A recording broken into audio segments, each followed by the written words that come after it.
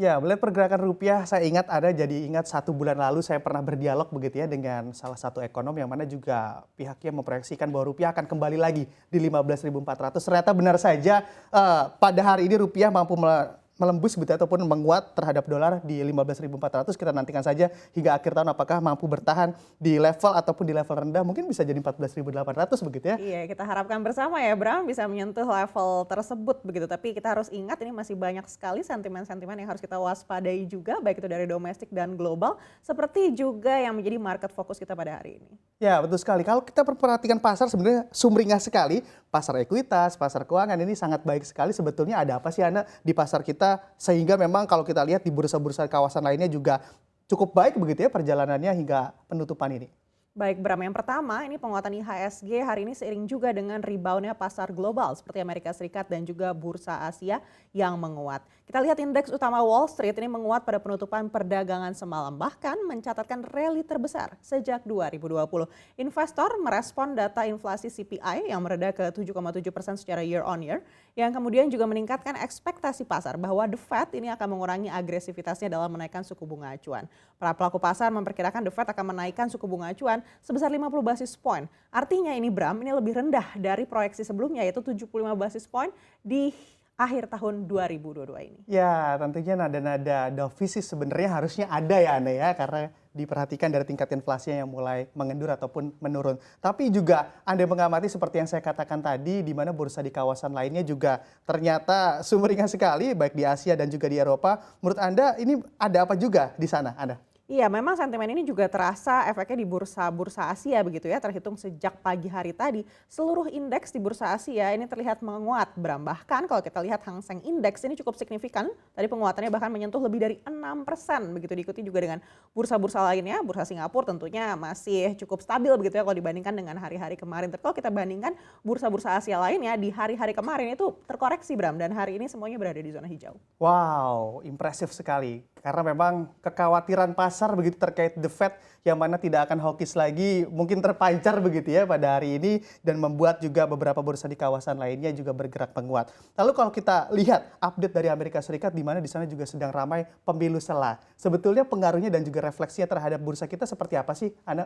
Nah ini dia Bram yang tadi saya sampaikan, kita tetap harus waspada juga terkait dengan volatilitas. Banyaknya sentimen-sentimen yang berpotensi juga membawa bursa global nih ke arah pelemahan begitu ya. Karena meskipun sentimen ini sukses membawa bursa global berada di zona hijau, masih ada juga kekhawatiran terkait dengan situasi politik di Amerika Serikat. Hasil hitung cepat pemilu sela di Amerika Serikat ini diduga memberikan ketidakpuasan bagi pasar. Memang Senat sejauh ini dikuasai oleh partai Joe Biden Demokrat begitu ya Bram. Namun House of Representatives atau DPR Amerika Serikat kalau berdasarkan hasil hitung cepat ini dikuasai oleh partai Trump Republikan. Artinya ada potensi DPR AS ini bisa membuat kebijakan pemerintahan Biden dalam 2 tahun ke depan ini jadi terancam. Artinya tidak diloloskan begitu ya. Nah salah satunya juga bantuan untuk Ukraina ini yang juga sudah mulai dipertanyakan oleh kubu Republikan. Perlu dilanjutkan atau tidak nih karena memang inflasi Amerika Serikat sedang tinggi. Meskipun melemah tapi kan belum sesuai dengan target juga di 2%.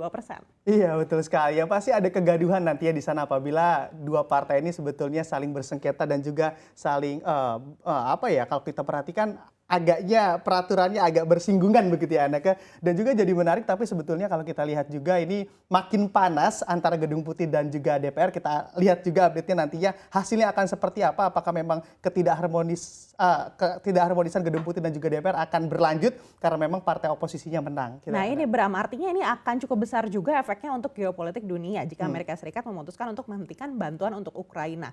Kita tahu juga apabila Trump kembali dalam laju pemerintahan ini, kalau dia mau mencalonkan kembali dan akhirnya menang begitu ya, ini bisa menjadi angin segar juga ternyata bagi Rusia. Dimana kita tahu Putin ini memiliki hubungan baik dengan Trump. Artinya ini seluruh peta geopolitik akan berubah lagi, tentunya akan mempengaruhi bursa global termasuk emerging market seperti kita. Ya pastinya juga kalau diperhatikan nantinya akan ujung-ujungnya ke inflasi juga ya dampaknya karena adanya kegaduhan di Amerika Serikat. Pastinya nanti juga supply chain-nya juga mandek lagi, harga-harga naik lagi. Ini yang jadi taruhannya juga inflasinya akan naik lagi. Tapi sebetulnya berbicara terkait inflasi, Anda melihatnya refleksinya bagaimana sih di inflasi di Amerika Serikat sudah reda begitu ya, atau di 7,7% melandai. Tapi kalau kita perhatikan di Eropa, nampaknya juga Eropa sedang menghadapi tingkat inflasi yang juga justru belum melandai, walaupun suku bunga acuan kita perhatikan juga sudah dinaikkan beberapa kali, Ana. Iya, Bram, masalah inflasi ini juga menjadi fokus banyak negara di dunia. Bisa dibilang inflasi kita di Indonesia yang melambat alias deflasi di bulan lalu dan juga relatif lebih stabil ini menjadi indikator kalau memang kesehatan perekonomian kita bisa terjaga. Karena kalau kita bandingkan dengan negara-negara maju, inflasi di Eropa di September, Bram, itu mencapai 10,1%. Inggris baru saja merilis pertumbuhan ekonominya di kuartal 3 tahun 2022 ini yang ternyata melemah, Bram, 0,2%.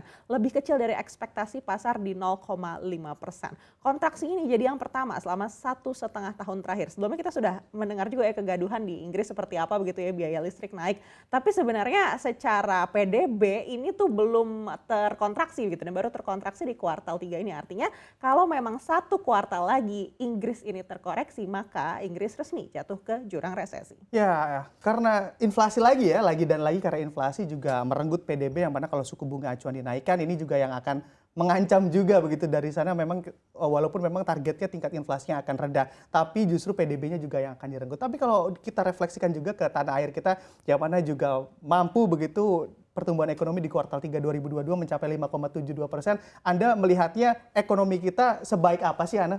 Ya sebenarnya harus diapresiasi ya, Bram, kita inflasinya ternyata melambat tapi PDB-nya justru meningkat begitu. Tapi kalau dibandingkan dengan negara-negara tetangga kita seperti Malaysia, contohnya negara tetangga kita di ASEAN, ini memang pertumbuhan ekonominya ternyata cukup signifikan di kuartal ketiga, bahkan mencapai 14,2%. Artinya ini jauh lebih tinggi daripada Vietnam. Tapi secara inflasi ini juga melonjak dari 2,8% di kuartal 2 menjadi 4,5% di kuartal 3 2022 ini.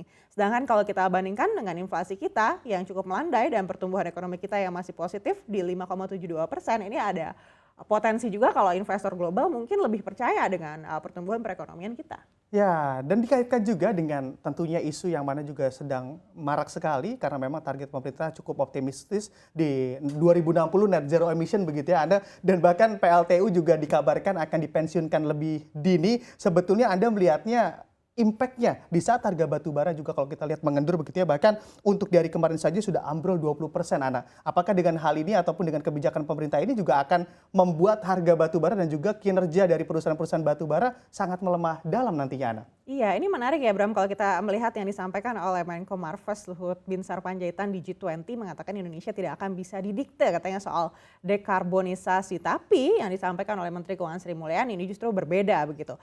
Dengan arahan akan menonaktifkan PLTU dengan sumber energi batubara. Ini lantas direspon negatif juga di beberapa emiten di sektor batubara di Bursa Efek Indonesia. Begitu kita bisa lihat sejumlah saham batubara ini melemah seperti ITMG salah satunya.